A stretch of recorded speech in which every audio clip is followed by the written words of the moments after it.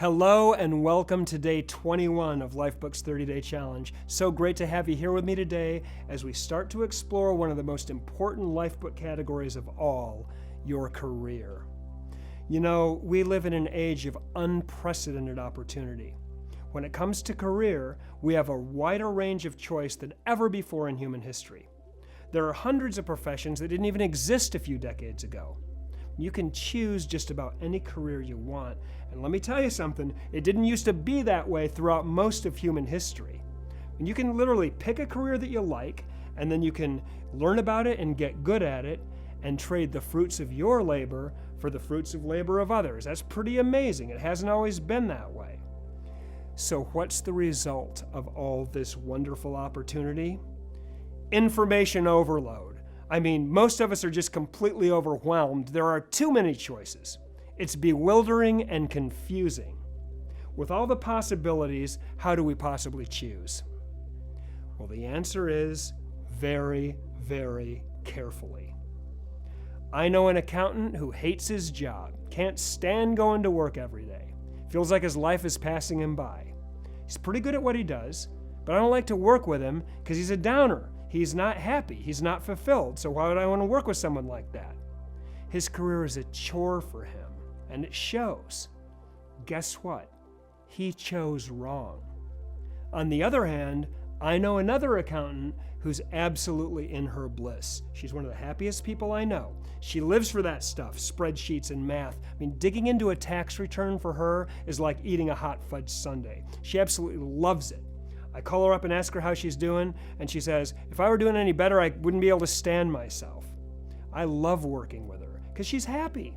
She loves what she does, and it shows. She chose right. But you know, that's not always the case. It doesn't always work that way, right? A more common story is, someone starts off young, full of dreams, full of ambitions, meet someone you love, get married, have a kid, take a job to pay the rent. Might not be an exciting job, you don't especially love it, but you got to do what it takes to pay the bills, and we all do. And that begins the process of what becomes limited options. A year or two goes by, you have another kid, you buy a small house, you get a couple of cars, and now you're in deep. You don't have a fulfilling job, you don't have job satisfaction, but that's not the point. Your survival is at stake. You put the kids in daycare, your spouse gets a job because you need that second income, and then you wake up halfway through your life and you say, what the hell happened to me? It wasn't supposed to be this way. I used to have a dream for what I wanted to become, for what I was going to do, for what I was passionate about, and now I know it's not going to happen for me. There's no hope now of finding work that I love. There's no use even thinking about becoming self-actualized or getting wealthy. I'm in too deep. I am stuck now.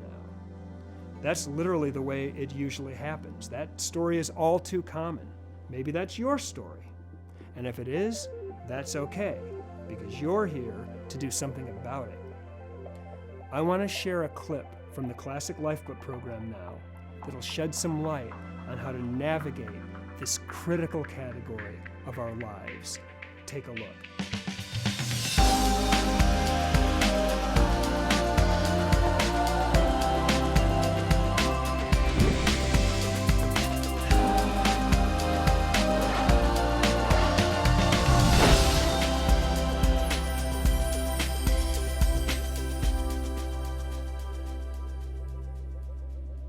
Choosing the ideal career can be a very complicated matter, but there are a few common sense things that we can consider. Your career is how you spend most of your time. Most of your waking hours get invested here. Your career is what you do. Now, no one wants to spend the hours of their life doing something they don't like, so it makes good sense to pick something you like, something you enjoy. It's just a smart, common sense thing to do. It also makes sense to pick something you're good at, or could be good at, because it doesn't make any sense to spend your life doing something that you don't have the aptitude to do well. That would be frustrating. You don't want to work and work and work and not get better. If you pick something you're natural at, you'll get better and better over time, and that's a good thing. You might have to experiment to find out what that is. You might have to try a few different things. But when it's all said and done, hopefully, you'll find something you can do well. The next consideration is financial abundance. The vast majority of us want careers that make us the most money possible. Not all of us. Not every career directly involves creating wealth. Being a stay-at-home parent, for instance, it's a fantastic, amazing, very important career running the household. To do it right, you've got to be a chauffeur, a psychologist, a nurse, a housekeeper, a teacher, and more. But that career doesn't earn money directly. It's a support position. A missionary, a volunteer, a charity worker. These careers don't directly produce income. And if that's the path you've chosen, that's fantastic. But most of us want a career that maximizes our potential to create wealth. So the question is, how do you do that? Well, as we discussed in the money category, the answer is contribute to others at the highest level of which we're capable. The greater our contribution, the greater our financial rewards. When I think about my premise for my career, it's pretty simple. I believe that a successful, fulfilling, rewarding career comes down to three things. First, I must choose something I love. Second, I must get good at it. And third, I must make a significant contribution to others if I want to create financial abundance. This is the recipe for a fulfilling career. This is the recipe for financial success. Let's take a brief look at each of these three things. The first step is to find work you love. Discover what's inside of you that's the best and highest possible use. Find your unique talent, then develop it. Now, this takes work. It takes practice. It doesn't just fall out of the sky and into your life. But if you can discover what you could be great at and then apply yourself, that's the beginning of your dream career. Loving your work just gives you a huge advantage. You want to do it. You want to get out of bed every morning and go to work. You bring passion, joy, enthusiasm to your work. That creates energy. When you have passion for your work, every day is exciting. Every day is a joy. Every day is a blessing. You automatically bring a new level of thinking to your work. When you love what you do, success tends to come naturally. The second step is to get really good at what you do. Develop competence, develop expertise. If you're competent, if you're an expert at your job, that means you can deliver the goods. If you're good at what you do, people will seek you out. They'll want to deal with you. You'll be more successful. Being good at what you do gives you self-esteem. You feel good about yourself, which makes you want to do even better. I think that everyone has the potential to have a fulfilling career because everyone has the potential to be good at something. We all have the capacity to develop a valuable, unique talent or ability, don't we? Find your talent, then develop it. The third part is this: that talent serves a need somewhere for someone. You must find a way to contribute. Find the need and fill it. When you can match your talent to the needs of others, that's the way to create wealth. If you make yourself valuable to people, they're going to pay you for what you do. Ask yourself, how can I use my talent to help? What can I contribute? People with their minds set on what's in it for me, what am I going to get out of this, what are you going to do for me, they're going to have it rough. They're missing the point. They just don't understand the recipe for a life of abundance in all 12 categories. The question to ask is this: how can I use my talent to help others? People who are wealthy have discovered and developed their talents and figured out how to match those talents to the needs of others. That's my premise. That's what I believe about career.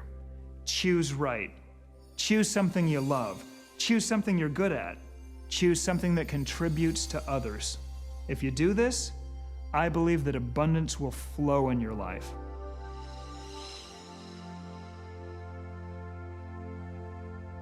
Lifebook is about creating your ideal life. First on paper, and then moving toward it every day. It's an iterative process. If you aren't where you want to be in your career right now, you don't necessarily need to take an axe to your life and chop it all down immediately. You don't need to put a ton of pressure on yourself to make huge changes tomorrow. You can definitely approach it more gently than that if you want to. Just getting in touch with what you want is the foundation that begins the lifebook process.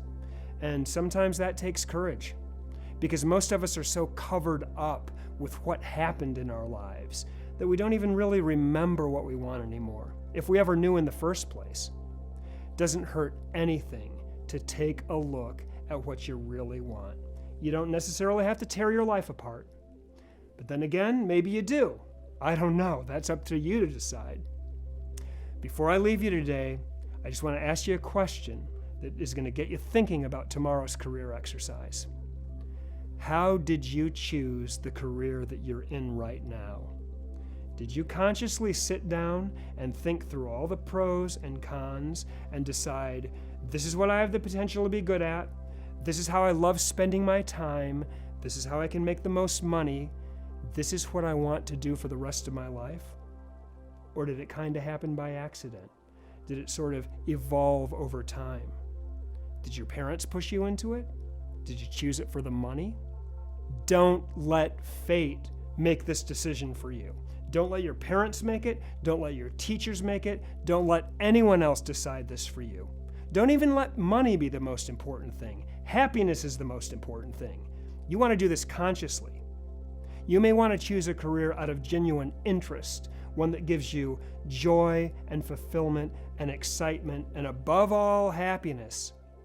Because usually, that's where financial abundance is going to be found anyway.